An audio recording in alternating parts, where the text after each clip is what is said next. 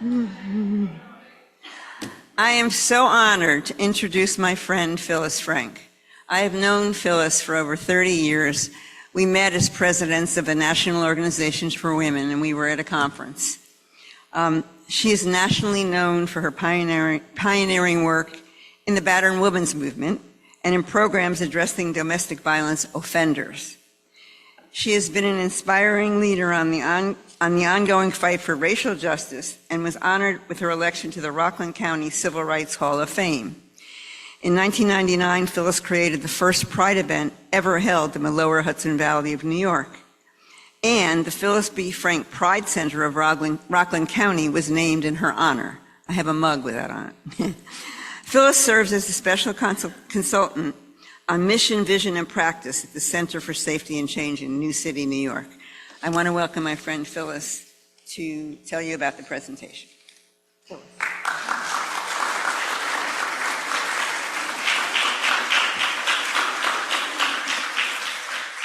Good morning, everyone. As has been said, my name is Phyllis Frank. I always include the B. Initially, it's because when I got married in the 1960s, my mother's best friend's name was Phyllis Frank, and I didn't want to be her.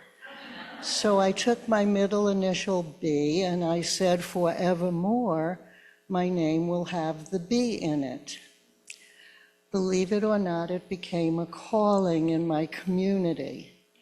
People would say to me, and it was fitting, Phyllis B. Frank. And I am. And as I just said today, it's not just what you say. It's how you say what you say. Because our charge is to be with each other in the way that we want the world to be with each other, with utter respect for who we all are. And with that being said, I want you to know I'm just like all of you. I was just at the right place at the right time and committed to social justice, which I hear you all are. I came to a small county, the smallest geographic county in New York in the 1960s, and was right on time to bump into a woman who has been known to have started the second wave of feminism. Betty Friedan lived in Rockland County and wrote the iconic book, The Feminine Mystique, there. And she also began the National Organization for Women, and that began the second wave of feminism. I was there. Everything I heard made sense. Actually, it made my whole life make sense.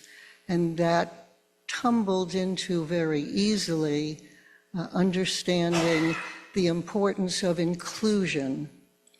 In those days, it was including the lesbians of the National Organization for Women. And we have, of course, come so far in that area. What challenged us all was the issue of white supremacy and racism, because when Betty wrote The Feminine Mystique, she thought she was writing about all women, which talks a little bit about what entitlement means, because she was actually talking about middle-class white women, and it was important, but it wasn't inclusive of the word women.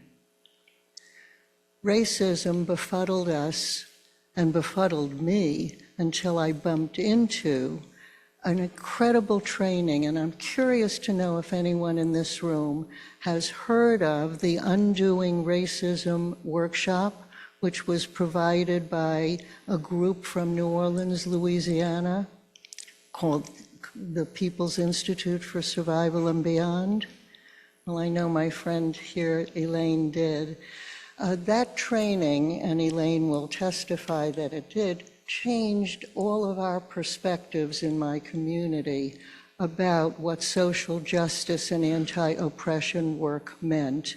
The key, and that's what today's video will be about, today's TED Talk, was to understand something that had been denied me and many of my generation, and that was the truth about the history of the United States of America. Our values, the values of the Founding Fathers, were absolutely exemplary, but we never have lived them, not till even today. So the importance of history and telling the truth of American history, not screaming it and saying what terrible people everybody was, not true, but saying with the best of intentions, our country has been founded in a particular way that needs redressing, and the only way to be able to know how to go forward is to tell the truth about the past.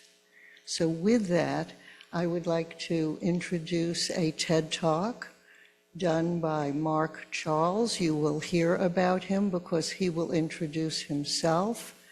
And hopefully we'll have a few moments just to check in about your thoughts about this extraordinary presentation.